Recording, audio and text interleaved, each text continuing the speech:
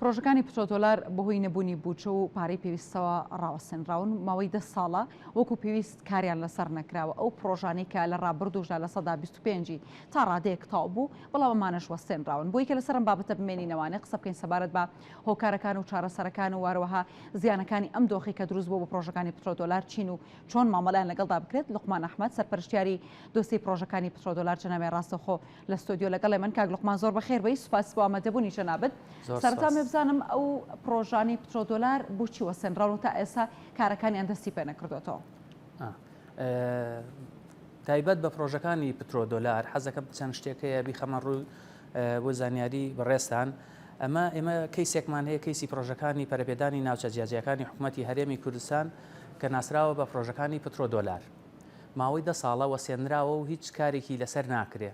لە ساڵی 2013دا زیاتر دەستکرا بەکاری ئەم پرۆژانە، کارێکی باشی تیاکرا، هەوڵێکی باش درا بۆ ئاودانکردنەوەی سنوورەکە. زیاتر لە 206 پرۆژەیە بە هاوکاری 174 کۆمپانیا جێبەجێ دەکرێت. ئەم پرۆژانە هەمووی پرۆژەی جیاوازن لە سنوورەکانی بڵین لە پارێزگای سلێمانی، لە هەڵەبجە، لە گەرمیان، لە ئیداری ڕاپەڕین، هەرێکە بە ڕێژەی جیاواز وجودی هەیە. لە ئێستادا بەڕاستیەکەی یعنی ئێمە بۆیە حەزەکەین بابەتی ئەم پرۆژەیە بخەینە بەردەست جەنابتان. ئێمە ماوەی 10 ساڵە ئەرکێکی زۆرمان کەوتۆتە سەرشان، قورسایەکی زۆرمان کەوتۆتە سەرشان. ئەم پرۆژانە هەریەکە بە ڕێژەیەک کاری تیا کراوە و هەریەکە بە بەشێک جێبەجێ کراوە و یعنی ڕێژەکانی کۆی کەیتەوە تقریبا نەکاتە لە 125 کارەکان تەواو بووە بە تێکڕای کارەکان. بەو پێ بێ ئێساکە حکوومەتی هەرێم ئەتوانێت بێتە پێشەوە لەگەڵمانە هاوکارمان بێ بۆی بتوانین ئەم پرۆژانە جێبەجێکەین. حتمما کاک لوقمان لە دواترا پرسم بۆچی حکوومەت تا ئێستا وەکو پێویست ناتوێتە پێشەوە. با سەرەتا ئەو بزانم ئێوە هیچ هەوڵێکتان داوە بۆی کە بتوانەوە پرۆژان دەست پێ بکەنەوە، لینکێکتان هەبێت لەگەڵ حکوومەتە، هیچ پرۆژێکتان پێشکەش کردو بۆی کە چارەسەری دۆخەکەتان بۆ بکرێت؟ بڵێ ئێمە لە 2013ەوە لەوەتی ئەم قەیرانە هاتوۆتە ئاراوە لە 2014ەوە عفۆن کاری جدیمان لەسەر ئەم پرۆژەیە کردووە و بە سەردانیکردنمان بە نووسراومان چەندی نووسراومان ئارەسەی سەرۆکایەتی ئەنجومەنی وەزیران کردووە بەشی پرۆژەکانی پترۆدۆلار کە پێڵێن پەرەپێدانی ناوچە جیاجیەکانی حکوومەتی هەرێمی کوردستان. هەوڵمانداوە بۆی بێنە سەرخەت و کارەکان تەواوکەین بۆی بتوانن ئەوانش هاوکارمان بن لە جێبەجێکردن و تاواکردنی ئەم کارانە. بەڵام تا ئێساکە وەکو پێویست هیچ شتێک لە بەردەستانیە و هەوڵەکانشمان بۆ ئەوەیە داوا ئەکەین لێرەوە داواکەین بۆی کەەوە ئەم پرۆژانە تەواوکرێ. هەرێک بەنسبەی جیاواز جێبەجێکراوە بە نیوە ناچڵ بەجێهێنراوە. زۆربەی بەڵێندەرەکان تووشی مایەپوچ بوون لەم پرۆژانەیە.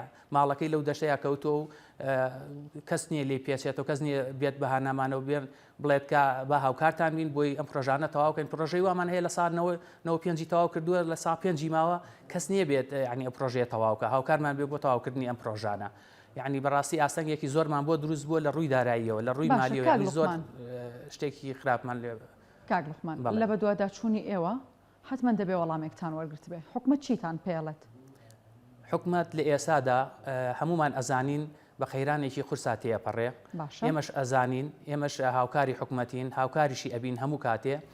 بەڵێ هیچ وەڵامێک نییە، وەڵامێکی حکوومەت نییە بۆ ئێمە بڵێ وەرن دانیشن لەگەڵ مانەبات تاوتویەکی ئەم پرۆژانە بکەین بە لێک تێگەیشتن لەگەڵ یەکە بە هەنگاوێک بێتە پێشەوە لەگەڵ ئێمە دوو هەنگاو ئێماچینە پێشەوە لەگەڵ حکوومەتە بۆ چارەسەرکردنی ئەم دۆخە.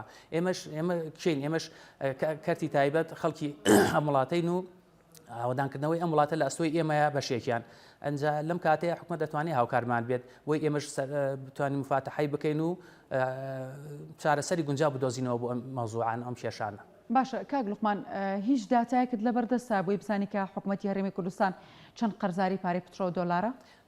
ئەوەی کەوا لە بەردەستمانە، ئەوەی کەوا دراوە تقریبا ڕێژەیەکی لە ساڵ 25 دراوە، ئەوەی کە ماوەتەوە ئێستاکە بەو کارانی کە ئەنجام دراوە کە کراوە بە ڕقم و ئامادەیە بۆ وەرگرتن بە نزیکەی 70 میلیۆن دۆلار لە ئێستاە ئەتوانێت خەرجی کات و چەند پرۆژێکش بکەوێتەوە کار و ئەتوانن یعنی ستەپ بای ستەپ لە دوای ئەوە پرۆژەکان بکەوێتەوە کار. بەڵام ئەوەی کەوا ئێستا حازرە بۆی حکوومەت بیداتەوە 70 میلیۆن دۆلارە. بەڵێ باش کاک لوقمان پرۆژەکان زیاتر دەکەونە چ ناوچێکە و پرۆژانەی کەوەستێنراون؟ ئەو پرۆژانی وەسێندراون وەکو ئەرزم کردی 206 پرۆژەیە ئەم 206 پرۆژەیە لە ناوچە جیاجیەکانن هەر ناویشی بەخۆیەوەیەتی هەر لە سلێمانیەوە سلێمانی هەمانە لە گەرمیان هەمانە لە هەڵەبجە هەمانە لە ئیداری ڕاپەڕین هەمانە ئیتر هەرێکە و بە پرۆژەکان تهدید نەکراوە چەنە و چەند نییە بەڵام هەمانە لە هەموو ئەم شوێنانە و بەشێکشی لە بڵین لە سەتا دەی ئەکەوێتە سنووری منتیقەی دهۆک و هەتا نیشی تایە تەلەعفەر و ئەم منتیقانەیشی تایە بەڵێ باشە ئەو پرۆژانی کە وەسێنراون کاک لوقمان لە چ بوارێکن؟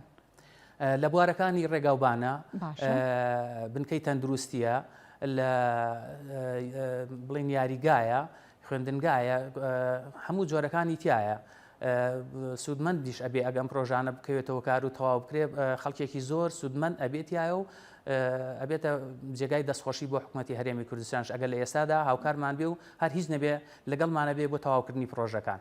باشە ئەگەر بڕیار بێ حکوومەت بڕێک پارە سەرف بکات یاخود ئەو پارەی کە تۆ باست کرد ئەگە سەرفی بکات بۆ دەستپێکردنەوەی پرۆژەکان ئێوە هیچ پلانێکتان هەیە بۆی بزانن لە کۆ دەستپێکن چکە مادام ڕێگەوبان هەبێت ئاماگادارین کە بەشێکی زۆری ڕێگەوبانەکانی کوردستان باش نین و ئەگەر بۆنونە ناوەندی تەندروستی بێت مەکتب بێت و بەشێکی زۆر لە ناوچەکانیش بێ بەشن لە کەرتی تەندروستی بێ بەشن لە مەکتبی باش ئێوە پلانێکتان هەیە بۆی کە بزانن چۆن دەستپێکەنەوە؟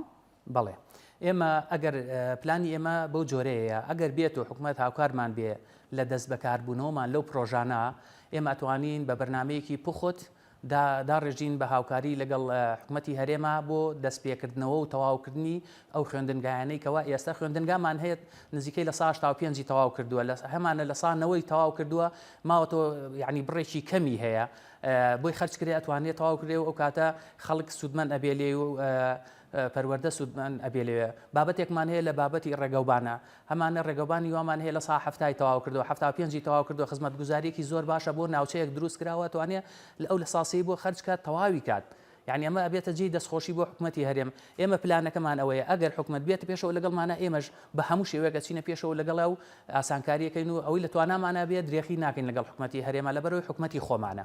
باشە کاک لوقمان هیچ ئاسۆیەک هەیە لەو هەوڵانی کە داوتانە؟